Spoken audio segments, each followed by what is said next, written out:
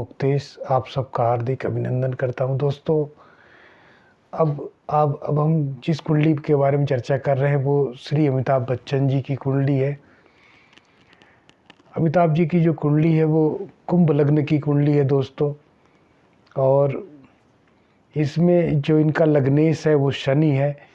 शनि जो है 4th house जो कि सुख स्थान कहलाता, वहाँ बैठकर अपने भाव लग्न को देख रहा है, जिसको लगन अधिपति राजयोग कहते हैं।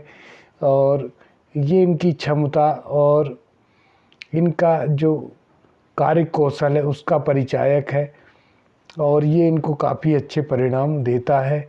इनके व्यक्तित्व और इनकी जो क्षमता है उसको कई गुना कर देता है।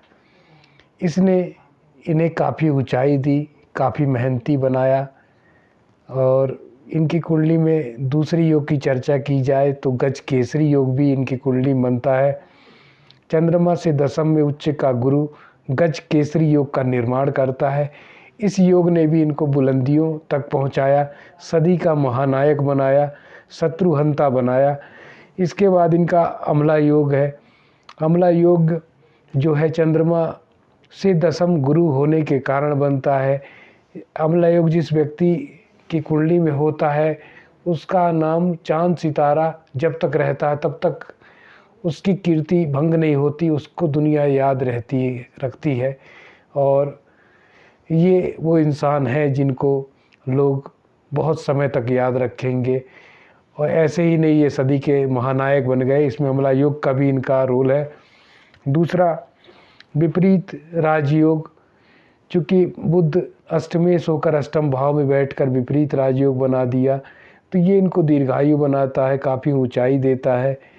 और शुक्र और मंगल ये नारायण लक्ष्मी योग बना लिया, जो कि क्लास 1 का राजयोग है, जिसने इनको ऊंचाई दी। बड़े बड़े अवार्ड ये जीते, पद्मश्री, पद्म भूषण, पद्म विभूषण एवं कई तरह के ये उच्च स्तर के अवार्ड जीते। कई बार फिल्म फेयर अवार्ड ये जीत चुके और काफ़ी बड़े महानायक हैं। सदी के महानायक इनको कहा जाता है।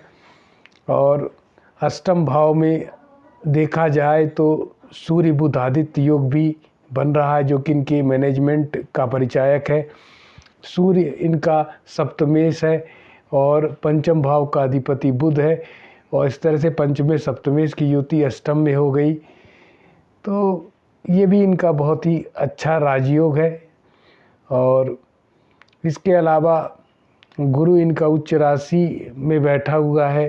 गुरु वाणी भाव को पूर्ण दृष्टि से देखकर इनकी वाणी बहुत ही अच्छी होती है।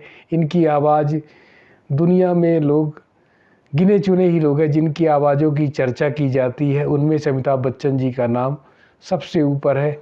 इनकी आवाज़ बहुत ही अच्छी मानी जाती है। क्योंकि उच्च के गुरु ने पूर्ण दृष्टि से अपने भाव जो कि वाणी का उसको देखा, इसलिए इनकी आवाज़ बहुत ही अच्छी है और दमदार आवाज़ है।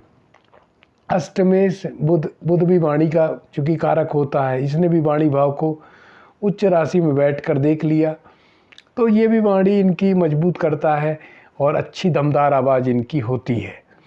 सूर्य मंगल ने अपने पराक्रम भाव को देखा, तो ये बहुत ही पराक्रमी, बहुत ही उच्च स्तर के व्यक्ति हैं।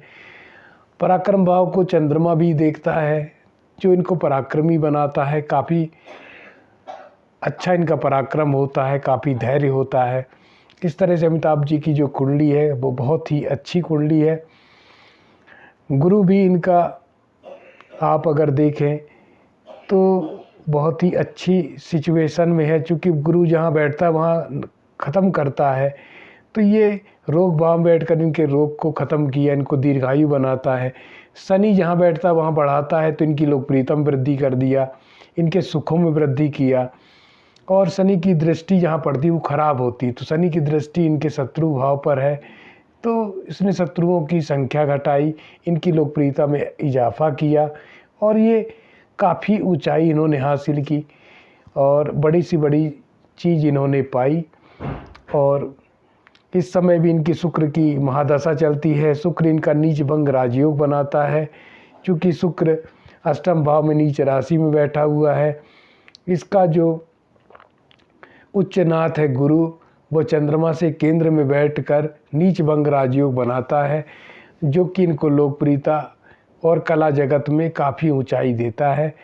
और इसके अलावा अगर इनका देखा जाए तो अष्टम भाव में, अष्टम भाव को रिसर्च भाव भी कहा जाता है, और इनके भाव को देखकर ये कहा जा सकता है कि ये काफ़ी रिसर्च वाले व्यक्ति हैं, काफ़ी ज़्यादा ये रहस्यमयी है। और दोस्तों, जो लोग अष्टम भाव को ख़राब मानते हैं उनको ये देखना चाहिए कि अष्टम भाव हमेशा ख़राब नहीं होता। अष्टम भाव का भी इनको उठाने में बहुत बड़ा रोल रहा है। इनके जीवन में कई बार ऊंचा नीचा भी रहा, कई बार इनकी दुर्घटना भी हुई, उस तरह की हुई कि इनकी जान भी जा सकती थी, लेकिन ये उससे भी उबर कर आए। चूँकि इनका जो शनि है बहुत ही उच्च स्तर का है, इसने लग्न को देखकर इन्हें दीर्घायु बनाया, और ये जो सरल योग बनाता है ये भी इनको दीर्घायु बनाया। इसीलिए ये जो है दीर्घायु हैं और काफ़ी ऊर्जावान है। इतनी ज़्यादा कष्ट झेलने के बाद भी इनके शरीर में आज भी आप देखेंगे तो काफ़ी ऊर्जा है, काफ़ी मेहनत करते हैं, और उसका कई गुना फल भी इनको मिलता है। गुरु नवमांश में वर्गोत्तमी है, नवमांश में भी गुरु इनका उच्च राशि में ही जाता है। इस तरह से इनकी कुंडली दोस्तों बहुत ही अच्छी कुंडली है, और इन्होंने जीवन में अच्छी ऊंचाई अर्जित की, और मैं इनके उज्जवल भविष्य की कामना करता हूँ। इसके अलावा इनके में नारायण लक्ष्मी योग भी बनता है दोस्तों। और अब इस कार्यक्रम को मैं समाप्त करना चाहूँगा। जय काल भैरव बाबा की, जय बटुक भैरव बाबा की।